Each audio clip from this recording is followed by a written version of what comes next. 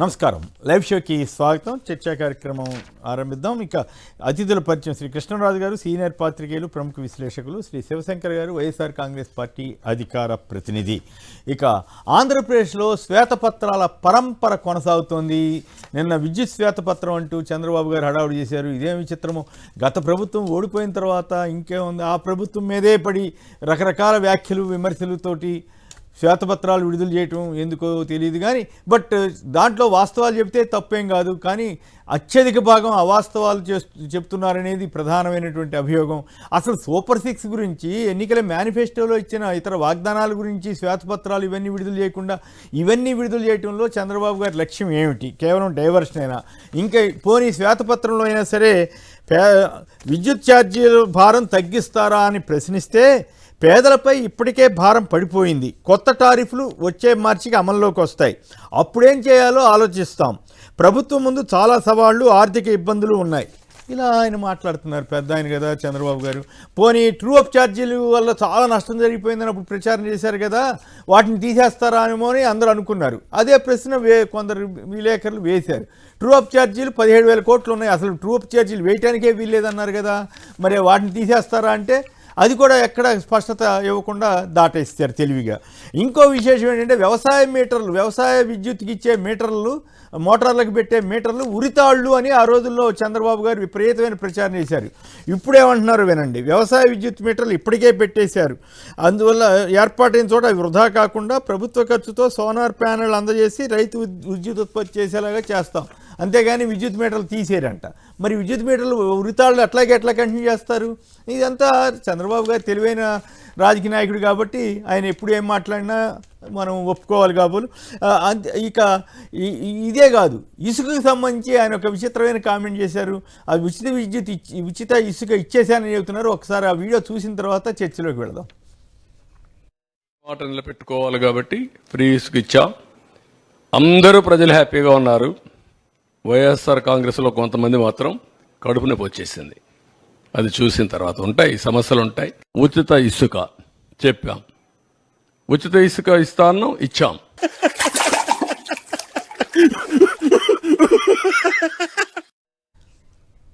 ఒక్క పక్క 1200, 1300, 1400 ఇట్లా టన్నుకు వసూలు చేస్తా ఉచిత తీసుకొని చంద్రబాబు గారు ఎంత ధైర్యంగా చెప్పగలిగారంటే అదే ఆయన గొప్పతనం అనుకోవాలి.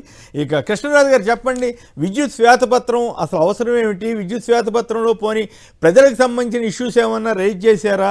లేదు పోనీ జగన్ గారి ప్రభుత్వాన్ని ఏమన్నా అనుకోని ఉండి అది వేరే విషయం, కానీ ప్రజలకు తానేం చేస్తానో చెప్పాలి కదా. అవేమి చెప్పకుండా ఈ సూపర్ 6 ఇటువంటి వాటిని డైవర్ట్ చేయడానికే ఈ తంటాలు పడుతున్నారనుకోవాలి. ఏమిటి మీ ఉద్దేశం? సార్, ముందుగా మీకు అలాగే అందరికీ నమస్కారం అండి. నమస్కారం. ఆంధ్రప్రదేశ్ లో విద్యుత్ రంగానికి సంబంధించి నేను గతంలో ఒక పుస్తకం కూడా రాశానండి. అసలు ఆంధ్రప్రదేశ్ విద్యుత్ రంగం తీరుతెల్లు ఎలా ఉన్నాయి, ఎవరి హయాంలో ఏం చేశారు, నాణ్యమైన విద్యుత్ నిజంగా లభిస్తుందా లేదా అనే వీటికి సంబంధించి ఒక అధ్యయనం చేసి ఆ అధ్యయనం పుస్తక రూపంలో నేను ప్రచురించాను. అది ఒక అంశం అయితే, ఈ రోజున చంద్రబాబు నాయుడు గారు విద్యుత్ రంగం మీద విడుదల చేసింది శ్వేతపత్రం కాదండి, అది బ్లాక్ పేపర్, నల్ల పత్రం.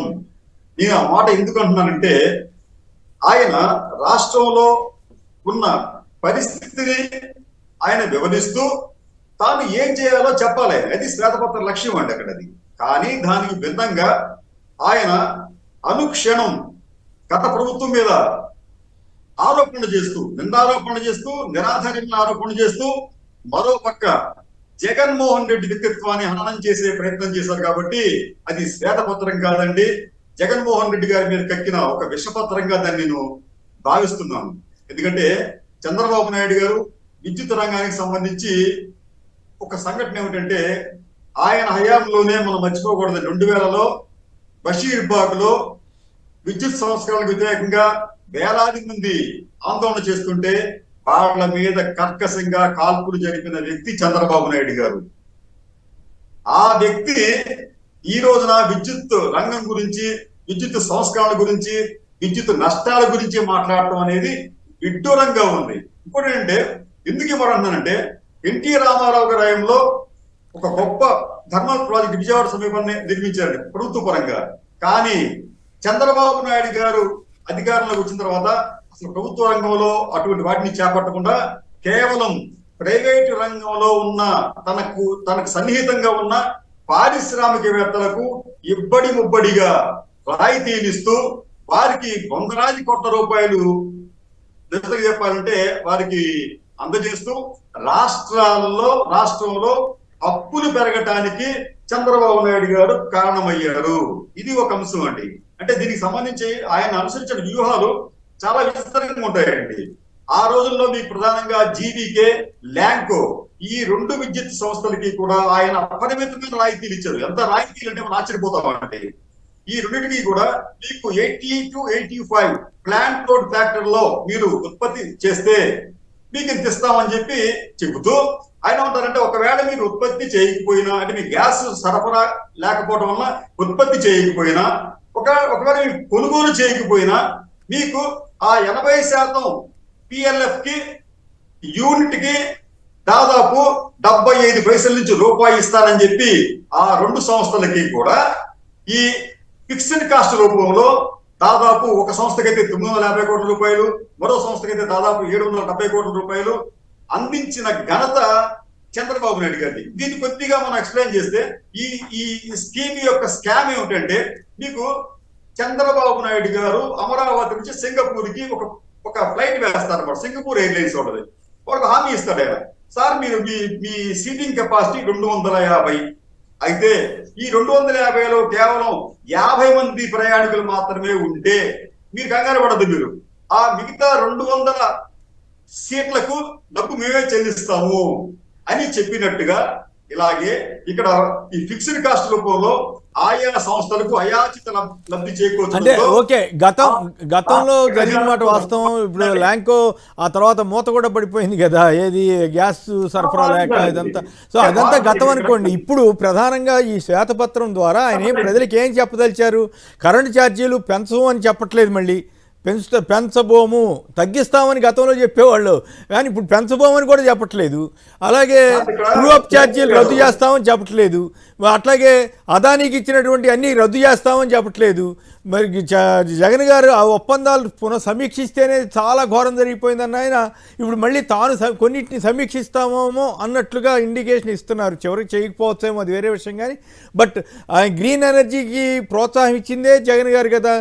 ఎకరానికి 30,000 రూపాయలు చొప్పున ల్యాండ్ తీసుకుంటే ఇంకేముంది ల్యాండ్ అంతా అని అప్పుడు ఇదే ఆంధ్రజ్యోతి, ఈనాడు చెడ రాసే కదా. ఇప్పుడు కూడా వాళ్ళ బాధ అదే.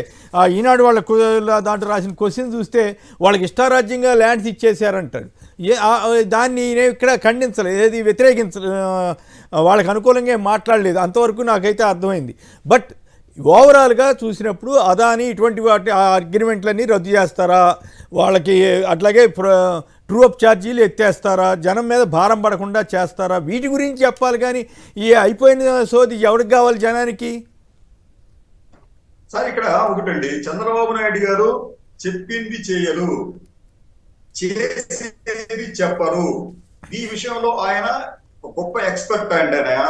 ఆయన ఇప్పుడు ఏంటంటే గతంలో ఎటువంటి విధానాలను అనుసరించాడో ఇప్పుడు కూడా అదే విధానాలను అనుసరించబోతున్నారు. కాబట్టి మనం ఏంటంటే ఒకసారి చంద్రబాబు నాయుడు గారికి సంబంధించి ఆయన గతంలో అనుసరించిన విధానాల గురించి, రాష్ట్ర ఖజానాకు జరిగే నష్టం గురించి, ఇప్పుడు ఈ ప్రతిపక్ష పార్టీలు కానీ లేకపోతే ఎవరైనా పౌర సంఘాలు కానీ వారు కూడా శ్వేతపత్రాలు విడుదల చేయవలసిన అవసరం ఉంది.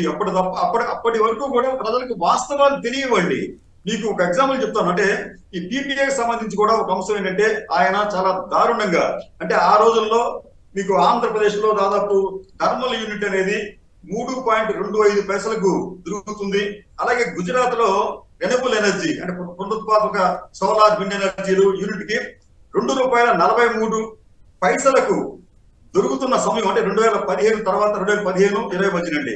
ఆ సమయంలో చంద్రబాబు నాయుడు గారు విండ్ పవర్ కి సంబంధించి 4.83 నుంచి 4.84 వరకు, అలాగే సోలార్ పవర్ సంబంధించి 4.5 నుంచి 6.80 రూపాయల వరకు చెల్లించిన ఘనుడు చంద్రబాబు నాయుడు గారు. అకారణంగా వారికి దోచిపెట్టారు. దీనికి సంబంధించి ఈ పీపీఏలను జగన్మోహన్ రెడ్డి ప్రభుత్వం సమీక్షిస్తే దానిని జాతీయ స్థాయిలో కూడా అల్లరి చేయించడానికి ఆయన విశ్వ ప్రయత్నం చేశారు. కానీ ఈ బీపీఎల్ సవరించడం వల్ల ఈ రాష్ట్ర ప్రభుత్వానికి దాదాపు 8,000 కోట్ల రూపాయల ఆదా అయ్యిందండి. అలాగే ట్రాన్స్మిషన్ నష్టాలను నివారించడం ద్వారా దాదాపు 10,000 కోట్ల రూపాయల నష్టం మనకి తగ్గింది. అలాగే మీకు పొదుపు ఇంధన సామర్థ్యం పెంచుకోవడం వలన 3,800 కోట్ల రూపాయలు మనకి మిగిలింది. అంటే జగన్మోహన్ రెడ్డి గారి హయాంలో 5 ఏళ్లలో దాదాపు 21,800 కోట్ల రూపాయలు డబ్బు ఆదా అయ్యింది.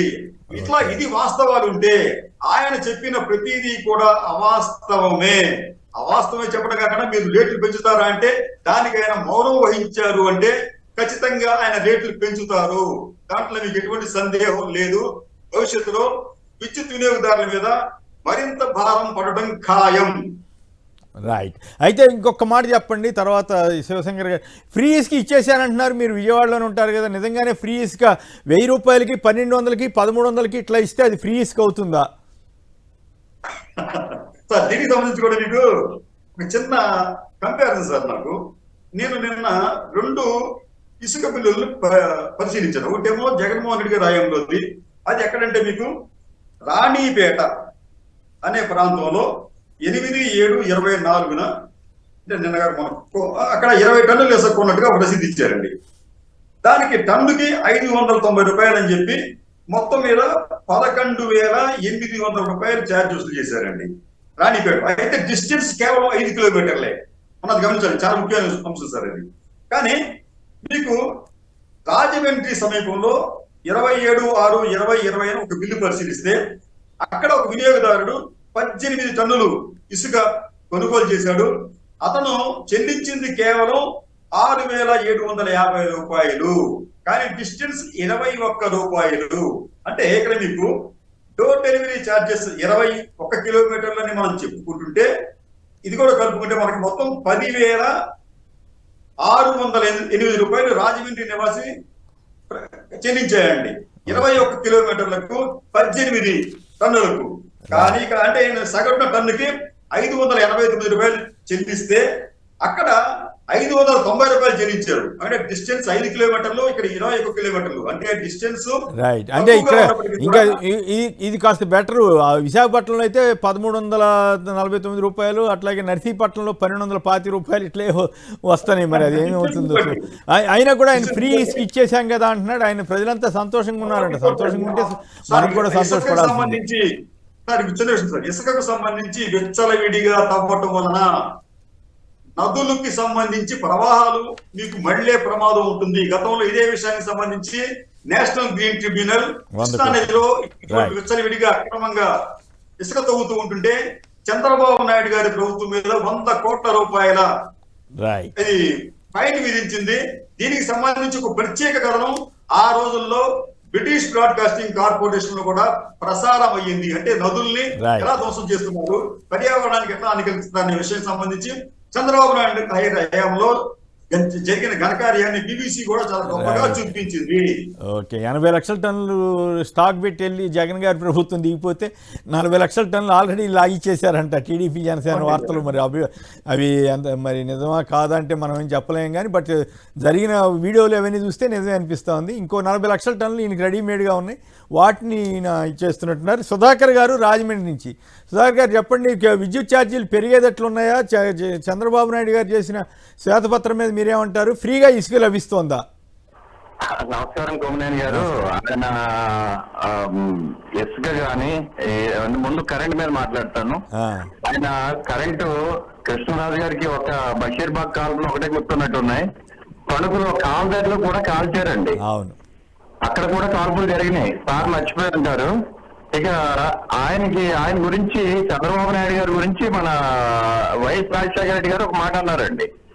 ఆయన నిజం చెబితే ముని శాపం వల్ల ఆయనకి ప్రమాదం అని చెప్పేసి ఆ మాట దానిలో జరిగిందండి. రైట్. ఆ విషయాలు అక్కర్లేదండి, వాస్తవం ఫ్యాక్ట్ చెప్పండి. చంద్రబాబు గారు చెప్పింది నిజమైతే నిజమే అని చెప్పండి, మనకేం అభ్యంతరం లేదు, తప్పేం కాదు. ఈ విషయాలన్నీ అక్కర్లేదు, డైరెక్ట్ గా చెప్పండి. Okay sir. ఇప్పుడు రెండో విషయం, ఇసుక ఉచిత ఇసుక అంటున్నారు. ఇక్కడ ఉచిత ఇసుక అని 1,400కి అమ్మడం అంటే ఇప్పుడు రోడ్డు పక్కన వీళ్ళు తావీదులు అమ్ముతూ ఉంటారండి, మన ఈ మూలికలు అవును. మొక్కలు అమ్ముతూ ఉంటారు. మా గురువు గారు దీన్ని ఉచితంగా ఇవ్వమన్నారు, మీకు అందరికి మొక్క ఉచితంగా ఇస్తున్నానని అతను ఏం చేస్తాడంటే గాలిడి వాడు ఈ తాడు మటుకు ₹2 ఇవ్వండి అంటాడు. ఉన్నదండి ఇది. ఓకే, ధన్యవాదాలు. శేషు గారు కాకినాడ నుంచి చెప్పండి, ఇసుక ఫ్రీగా దొరుకుతుందా? విద్యుత్ శ్వేతపత్రంలో మీకు నిజంగానే కనిపించాయా? అందరికీ నమస్కారం అండి. నమస్కారం. ఇప్పుడు చంద్రబాబు నాయుడు గారు ఇసుక విధానం ఎలా ఉందంటేనండి, ఆయన టన్నుకి ₹1,250 అని ఎక్కడో విజయనగరాన్ని ఎక్కడో పెట్టారండి రేటు. అవును. ఇప్పుడు లెక్క చూసుకుంటే గతంలో జగన్ గారు ఏ రేట్ అయితే ఇచ్చారో అదే రేట్ అవుతుంది, అంతకంటే ఎక్కువ కూడా అవచ్చండి అవన్నీ చూసుకుంటే. అవును, కొన్ని చోట్ల ఈ విద్యుత్ విధానం చూస్తే ఆయన ఏ రంగాల మీద శ్వేతపత్రాలు ఇస్తున్నారో ఆ రంగాలకి త్వరలో బాధలు ఉంటుందని అర్థం చేసుకోవాలి.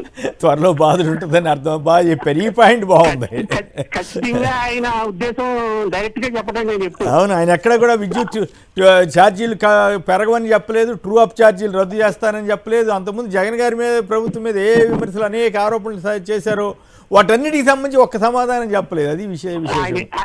ఏదైనా అంతవరకు మెచ్చుకోవాల్సిందే చంద్రబాబు గారిని. ఆ చాకచక్యం అయితే ఉంది కదా. రైట్. కృష్ణరాజు గారు, శివశంకర్ గారిది ఏదో ప్రాబ్లం వచ్చింది. కృష్ణరాజు గారు మీరే చెప్పండి, ఇప్పుడు ఈ ట్రూ అప్ ఛార్జీలు కానీ అలాగే అసలు ఛార్జీలు పెంచకుండా ఉంటారని కానీ ఇప్పుడు మిత్రుడు శేషు గారు అన్న చాలా కీలకమైన కామెంట్ చేశాడు. ఈ ఏ శ్వేతపత్రాలు ఏమైనా చేస్తారో అటన్నిటిలోనూ బాధుడు తప్పదండి అని. మీకు అట్లాగే అనిపిస్తోందా? ఖచ్చితంగా అండి. ఎందుకంటే చంద్రబాబు నాయుడు గారు వచ్చిన తర్వాత ఆయన చేసే పని ఏమిటంటే మళ్ళీ ప్రైవేట్ సంస్థలను ఎంకరేజ్ చేయటం అండి. లేకపోతే ఆల్రెడీ మీకు సోలార్ అలాగే మీకు విండ్ ఎనర్జీ వీటితో రేట్లు తగ్గించారు జగన్మోహన్ రెడ్డి గారు. మళ్ళీ వారు వచ్చి రిక్వెస్ట్ చేస్తారు, ఇప్పుడు సార్ మా రేట్లు పెంచమని చెప్పి ఆయన ఖచ్చితంగా దాన్ని కన్సిడర్ చేస్తారు. అలాగే మీకు ఈ నిర్వహణ సామర్థ్యం అండి, ఈ గత 5 ఏళ్లుగా నిర్వహణ సామర్థ్యం, ట్రాన్స్మిషన్ లాసెస్ తగ్గినాయి, ఎఫిషియన్సీ పెరిగింది, తర్వాత అన్ఇంటరప్టెడ్ క్వాలిటీ కరెంట్ కూడా మనకు వచ్చింది. అసలేమి లేదని చెప్తున్నారు కదా వారు. చంద్రబాబు గారు అసలేమి అంత అధ్వానం అయిపోయింది, గందరగోళం అయిపోయిందని చెప్తున్నారు. ఈనాడు ఆంధ్రజ్యోతి వాళ్ళు భారీ ఎత్తున బ్యాండ్ బాజా వాయించేస్తున్నారు. అసలు మరి మీరేమో ఇట్లా చెబుతున్నారు, ఏది కరెక్ట్ అనుకోవాలి జనం? సార్ ఇక్కడ నేను చెప్పడం కదండి, ఉన్న విషయం అది, యథార్థం అది. మనకి మిగులు విద్యుత్ ఉంది కాబట్టి మనం దాన్ని అవసరం వస్తే ఎక్స్పోర్ట్ కూడా చేయగలుగుతున్నాం అండి. రెండోది ఏంటంటే మనకి గతంతో పోలిస్తే ఇప్పుడు విద్యుత్ సేకరణ ధర బాగా గణనీయంగా తగ్గింది. దానికి కారణం సోలార్ అండ్ విండ్ ఎనర్జీ నుంచి మనకు వస్తున్న చౌకగా వస్తున్న విద్యుత్ గా మనం భావించాలి. కానీ భవిష్యత్తులో వీరు మళ్ళీ చంద్రబాబు నాయుడు గారిని రిక్వెస్ట్ చేయడం గ్యారంటీ. ఇప్పటికే వాళ్ళు సమాయత్తం అవుతున్నారండి ఆ రేట్లు పెంచమని చెప్పి. పెంచారు అంటే మళ్ళీ వినియోగదారుడు. శివశంకర్ గారు ఉన్నాడు. Right, thank you. రైట్, కరెక్ట్గా చెప్పారు కృష్ణరాజు గారు. ఇక శివశంకర్ గారితో కూడా మాట్లాడదాం. ఆసక్తికరమైన విషయం ఏంటంటే ఇంకొక పాయింట్ ఏంటంటే విద్యుత్ పరిశ్రమలు రాలేదంట, విద్యుత్ డిమాండ్ పెరిగిందంట. మరి ఆయన కొత్త సూత్రీకరణ ఇస్తున్నారు. విద్యుత్ పరిశ్రమలే రానప్పుడు అంత 40% విద్యుత్ డిమాండ్ ఎట్లా పెరుగుద్దో చంద్రబాబు గారు తన రాజకీయ అనుభవంతో చెప్పి ఉండాల్సింది. శివశంకర్ గారు చెప్పండి, ఏమిటి ఈ శ్వేతపత్రం, ఇసుక, ఈ రెంటి మీద మీ కామెంట్ చెప్పండి. సార్, ఈ శ్వేతపత్రం అనేటువంటిది నిజంగా దాని మీనింగ్ అనేటువంటిది పూర్తిగా తురిపేశారు చంద్రబాబు నాయుడు గారు. శ్వేతపత్రం అంటే యథార్థ పరిస్థితి చెప్పి తర్వాత దానికి సంబంధించింది ఏం చేస్తాము ఇది అనేటువంటిది ప్రజల ముందు ఒక బ్లూ ప్రింట్ లాంటిది. బ్లూ ప్రింట్ అనేటువంటిది అంటారు. కానీ దీన్ని ఏం చేశారైనా మొత్తం అంతా కూడాను ఆర్థిక వ్యవస్థ బాగలేదు, ఆర్థిక పరిస్థితి బాగలేదు. మీరు చూడండి, ఈ పదాలన్నీ కూడాను ప్రతి శ్వేతపత్రంలోనూ రాజధానికి సంబంధించింది కావచ్చు, పోలవరం సంబంధించింది కావచ్చు, ప్రతి దాంట్లో కూడా ఆర్థిక వ్యవస్థ బాగలేదు, అల్లకల్లమైంది, చిన్న భిన్నమైంది, ఇది చేయలే అది చేయలే అనేటువంటిది. ఈయన కొత్తగా సీఎం కాలేదు, గతంలో 3 సార్లు అయ్యారు. ఈయన దగ్గర నుంచే పవర్ మేము తీసుకున్నాము.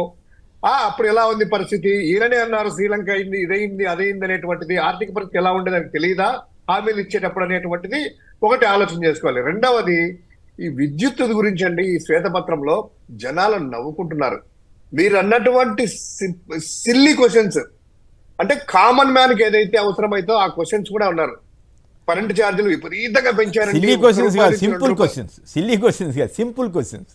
Very simple question. సిల్లిగా కూడా ఉన్నాయండి, కొన్ని సిల్లిగా కూడా ఉంటాయి. ఎందుకంటే ఆయన ప్రశ్నలు వేసేది మనల్నిగా మీరేసేది కాదు. చంద్రబాబు నాయుడు గారు క్వశ్చన్స్ వేసి సిల్లి క్వశ్చన్లు కొన్ని, ఇది ఎలా ఉంది అలా ఉంది అనేటువంటిది. ఆయన అంటే ఒక ముఖ్యమంత్రిగా సబ్జెక్ట్ ఓరియంటెడ్ కాదు అది. ఏదో ఇసుక గురించి అది తర్వాత చెప్తాను, దాని గురించి ఆ క్వశ్చన్స్ ఎందుకన్నాను అనేది. ఇప్పుడు ఆ పీపీఏలో అన్ని ఆ విద్యుత్ సంబంధించిన శ్వేతపత్రంలో మీరు అన్నట్టు ఒక చిన్న 3 అంశాలు తీసుకున్నాం. గతంలో ఆయన పెట్టినటువంటి పీపీఏలు రద్దుకు మేము ప్రతిపాదించాము. 25 సంవత్సరాలకి ఎవరైనా విజన్ ఉండేవాళ్ళు మార్కెట్ లో ₹2.40 దొరికేటువంటి పవర్ ని ₹5.50 ఎవరైనా తీసుకుంటారా? సంవత్సరానికి 3,000 కోట్లు అంటే 25 సంవత్సరాలకు 75,000 కోట్ల రూపాయలు ఒక ఆపరేటర్కి ఇదిగోండి అనేసి చెక్కు రాసిస్తారా? ఇంకా వచ్చేటువంటి ఆశ్చర్యంగా ఇప్పుడు ఆంధ్రజ్యోతి ఇట్లో ఆయన చెప్పాడు, ఇంకా మీరు ఎక్కువ రేట్లు పెట్టి తీసుకున్నారని చెప్పి ఇప్పుడు ఆయన చెబుతున్నాడు. మరి అదొక విచిత్రంగా. అదే సార్, మొత్తము పార్లమెంట్ దగ్గర నుంచి మొత్తం దేశం అంతా చూసింది.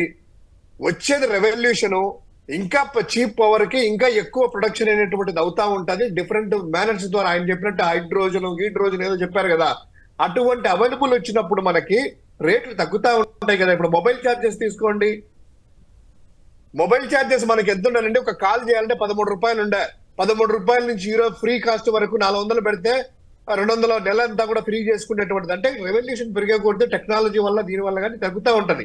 అటువంటిది 25 ఏళ్లకి 75,000 కోట్ల రూపాయలు మార్కెట్ లో ప్రస్తుతం ₹2.40 ఉంటే ₹5.40 అగ్రిమెంట్ చేసుకున్నారు ఆయన. దాని గురించి ఎక్కడా ప్రస్తావన లేదు, అదేదో తప్పైనట్టు. రెండవది ట్రూ అప్ ఛార్జెస్ అంటున్నారు. ట్రూ అప్ ఛార్జెస్ వినియోగం ఎంత ఉంది ఏంటి అనేటువంటి దాన్ని బట్టి ఆ డిస్కమ్స్ అన్ని కూడా కూర్చొని చేసినటువంటి వ్యవస్థ. ఈ రోజు నిజంగా మీరు ట్రూ అప్ ఛార్జెస్ ఎంత ఉన్నాయి, ప్రజల మీద ₹1 నుంచి ₹2 భారం అంటున్నారు కదా. వచ్చే 5 సంవత్సరాల్లో ₹1 కూడా నేను పెంచను, లేకపోతే కనుక ఈ రేట్లన్నీ తగ్గిస్తాను అనేటువంటి ఎక్కడైనా మీరు సమాధానం చెప్పారా? లేదు. ఇంకోటి, వ్యవసాయం పంపుల మీద కూడా ఓని గోల చేస్తున్నారు కదా. ఈనాడు పేపర్లు రాసేసి రైతులకు ఊరేంట ఒక కార్టూన్స్ వేసేసి రైతులంతా శ్రీకాకుళం ఇలా చనిపోతున్నారు, ఇలా బెంబేలుస్తున్న భయపడిచ్చారు కదా, ఏదో ల్యాండ్ టైటిలింగ్ యాక్ట్ లాగా మీరంతా కూడాను. మరి ఆ వ్యవసాయం సంబంధించినటువంటి పంపు సెట్ల మీటర్లని ఇమ్మీడియట్ గా తొలి సంతకంతో నేను తీసేస్తున్నానని శ్వేతపత్రంలో ఎక్కడైనా పెట్టారా? పెట్టలేదు. ఎందుకు? మళ్ళీ దానికి కావాలంట, ఇంకా దానికి అనుబంధంగా సోలార్ పెట్టి జనరేట్ చేసేసి రెవెన్యూ పెంచుతారట. అంటే మీరు చెప్పినటువంటి అబద్ధాలనే కదా.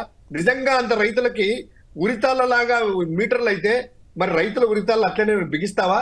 మేము ఉరితాళ్ళు, నీ మాట ప్రకారం ఉరితాళ్ళు మేము పెడితే నువ్వు వచ్చి ఇంకా దాన్ని ముడేసేసి రైతులు చంపాలనే? మీ మాట ప్రకారము అది అన్ని కూడా రండి శుద్ధ తప్పులు.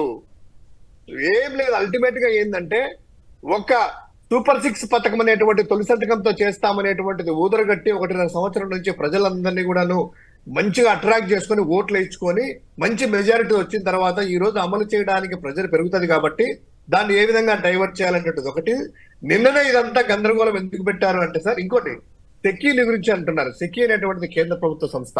ఆ సంస్థ నుంచి ₹2.40 జగన్ సర్కార్ ఒక ఒప్పందం కుదుర్చుకున్నది. ఆ ఒప్పందం మీద సార్ నిన్న దగ్గర 20 నిమిషాలు మాట్లాడుతున్నారు. సెకీలో ఎలా ఘోరాలు జరిగాయి, ఆ ఇంటర్ స్టేట్ ట్రాన్స్మిషన్ ఛార్జెస్ దాని మీద ఎంత పడుతుందని చెప్పారు. కానీ ఈ ఒప్పందం నిజంగా చెప్తున్నాం కదా, ఈ రోజు ఛాలెంజ్ చేసి చెప్తున్న వైఎస్ఆర్ కాంగ్రెస్ పార్టీ, కేంద్ర ప్రభుత్వం మీ చేతుల్లో ఉంది కదా, ఆ సెకీ సంస్థ కేంద్ర ప్రభుత్వ సంస్థ కదా, అందులో ఈ రేటు మిగతా రాష్ట్రాల్లో ఎక్కడికైనా కూడా చూసుకున్నప్పుడు 1 పైసా ఎక్కువ ఉన్నా దీన్ని మీరు పూర్తిగా రద్దు చేసుకోవచ్చు, లేదా మా మీద ఏదైనా కూడాను మా ప్రభుత్వం మీద నింద మోపచ్చు. దీన్ని అంత అంటున్నారు కదా. సెకీ సంస్థ గురించి సంబంధించింది ఇమ్మీడియట్ ఎందుకు మీరు రద్దు చేయరు? కరెక్ట్, రద్దు చేయండి. అవును, నిజం చెప్తున్నామంటే ఒప్పందాలు చేసుకోండి, ఒప్పందాలు రద్దు చేసుకోండి. ఎందుకంటే సార్, కేంద్ర ప్రభుత్వ సంస్థ సెకీతో కుదుర్చుకున్నటువంటి దీంతో పాటు అదాని ఇటువంటి పెద్ద పెద్ద కంపెనీలతోటి గ్రీన్ ఎనర్జీ తీసుకురావడానికి 3.60 లక్షల కోట్లు పెట్టుబడులకి సంబంధించి 7కే ఇచ్చారని ఈనాడు అప్పుడు రాసింది కదా. ఇప్పుడు వాటన్నిటిని రద్దు చేసేస్తాడా? గ్రీన్ ఎనర్జీ ప్రాజెక్ట్స్ అన్ని రద్దు చేస్తారా? మరోవైపు ఏమో గ్రీన్ ఎనర్జీ హబ్ చేస్తానని మళ్ళీ ఆయన అంటున్నాడు. అదానికి ఇచ్చిన దాన్ని రద్దు చేస్తాడు ఆయన. అదే, ఎందుకంటే సార్ ఇవన్నీ కూడాను సక్రమంగా నెగోషియేట్ చేసేసి ప్రపంచంలో అందరూ ఎవరైతే ఉన్నారో ప్రొడ్యూసర్తో చేసుకొని దీన్ని మేలైనటువంటి ఒప్పందాలు చేసుకునింది కాబట్టి ఆ ఒప్పందాలను రద్దు చేస్తానేటువంటి ధైర్యం ఆయనకు లేదు. మీరు అన్నట్టు అదాని ఇమ్మీడియట్ గా రద్దు చేయండి. రాశారు కదా ఈనాడు ఆంధ్రజ్యోతి పత్రికల్లో మొత్తం విద్యుత్ సంస్థల్లో జగన్ గారు చేసుకున్నటువంటి ఒప్పందాలు అన్ని రద్దు చేస్తున్నాం, కొత్త ఒప్పందాలు చేసుకుంటామని ఒక్క మాట చెప్పొచ్చు కదా. అదొకటి. ఇంకోటి ఉచిత విద్యుత్ సార్, ఉచిత విద్యుత్ ఈయన సర్కార్ దిగిపోయేటప్పుడు సార్ 8,863 కోట్ల రూపాయలు ఉంటే దానికి ఉచిత విద్యుత్ పంగనామం పెట్టాలని ఆలోచన చేసి ఎక్కడ కొడితే జగన్ సర్కార్ వచ్చిన తర్వాత 8,864 కోట్ల రూపాయలు ఉచిత విద్యుత్ సంబంధించి కట్టడమే కాకుండా 24,500 కోట్ల రూపాయలు 5 సంవత్సరాల్లో. అంటే ఆయన ఆ విషయాల్లోకి వెళ్తే చాలా చాలా ఉంటాయి. ఫైనల్ గా ఇసుక గురించి కూడా మాట మాట్లాడితే క్లోజ్ చేయాలి. ఇసుక సార్ మామూలుగా ఉచితం అనేటువంటి పదానికి ఒక మీనింగ్ ఉండదు సార్. ఉచితం అంటే కనుక అన్కండిషనల్ గా ఇది ఫ్రీగా ఇదిగో తీసుకుపోనేది. ఆ ఉచితం అనే పదానికి ఒక కొత్త నిర్వచనము, కొత్త అర్థం వచ్చింది సార్. ఏంటంటే నా బెంచ్ కార్ ఉంది ఫ్రీగా ఇస్తా తీసుకెళ్ళంటారు. ఏంటంటే 60 లక్షల రూపాయలు మాత్రమే కట్టాలంట. అంటే ఉదాహరణ చెప్తున్నాను.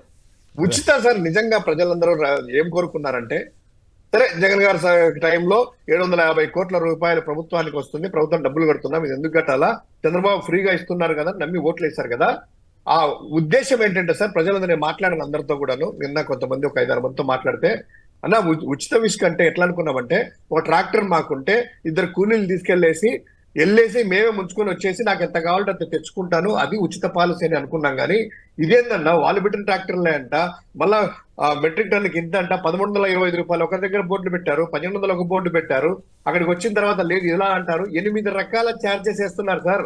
ర్యాంప్ ఛార్జెస్ అంట, లోడింగ్ ఛార్జెస్ అంట, జిఎస్టీలు అంట, సీనరీ ఛార్జెస్ అంట, ఇన్ని ఛార్జెస్. ఇదేంది అంటే కనుక ఎవరు కూడా ఆన్సర్ ఫ్రీగా ఇస్తున్నా కదా. నిన్న ఎందుకు సిల్లీ క్వశ్చన్ అంటే సార్ ఆయన మాట్లాడుతూ దీని గురించి చెప్పించేసి నేనేమన్నా ఇంటికి దగ్గర తీసుకెళ్లి ఇసుక వాళ్ళ ఇంట్లో పెట్టాలా, లేకపోతే వాళ్ళ ఇల్లు నేనే కట్టియాలా, లేదా వ్యవసాయం వాళ్ళ పనులు నేనే చేయాలా, గొప్ప సమర్థత ఉంది ఆ విషయంలో మాత్రం. అది మాట్లాడితే కనుక నిజంగా ఉచితం అనేటువంటి మీనింగ్ ఏంది, ఉచితం అనేటువంటి దానికి ఏంది, ఎలా ఉందంటే సార్ రుణమాఫీ సంపూర్ణ రుణమాఫీ అని పెట్టి 1,00,000 కోట్లు ఉండే దాన్ని ఏ విధంగా తగ్గించుకుంటా వచ్చి చేశారో సేమ్ ఇదే పాలసీ పెట్టి ఉచితం అనే జగన్ గారు కూడా ఇటువంటి వాటి మీద రియాక్ట్ అవ్వాలనేది చాలా మంది అభిప్రాయం. మరి ఆయన సరే కానీ ఏదోటి ఆయన ఇష్టం వచ్చిన మాట్లాడుకుని అంటున్నారో తెలియదు. కానీ జగన్ గారు కూడా ఇటువంటి వాటి మీద రోజు సంక్షిప్తంగానో ఎట్లనో పార్టీ వాళ్ళతో మాట్లాడినప్పుడు లేదా ప్రెస్ రిలీజ్ ద్వారానో ట్విట్టర్ ద్వారానో ఇటువంటి వాటి మీద మాట్లాడగలిగితే బాగుంటుంది, రియాక్ట్ అయితే బాగుంటుంది అనేది చాలామంది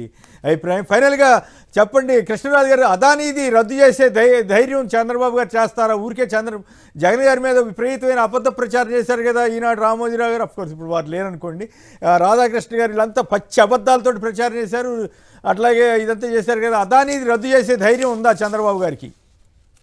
చంద్రబాబు నాయుడు గారు మన గత చరిత్ర చూస్తే ఆయన ఎప్పుడు కూడా ఇటువంటి పారిశ్రామికవేత్తలకు దాసోహమయ్యే గుణమే తప్ప వారితో గొడవ పెట్టిన దాఖలాలు లేవండి.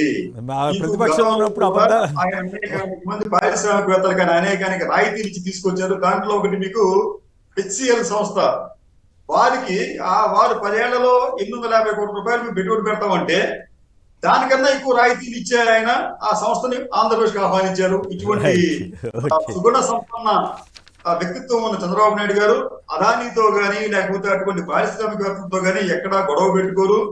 వారి నుంచి స్వలాభం కోసం